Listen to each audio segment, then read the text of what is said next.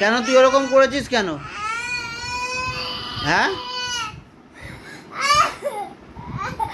করেছিস কেন আগে বল। এইদিকে তাকা, তাকা দিকে।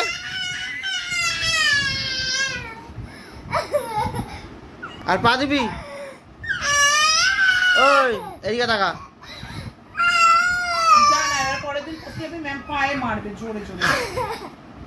যাবি না করতে? আর যাবি তো? কালকেই যাবি, দেখবি। ঠাকুরের গায়ে পা দিতে আছে।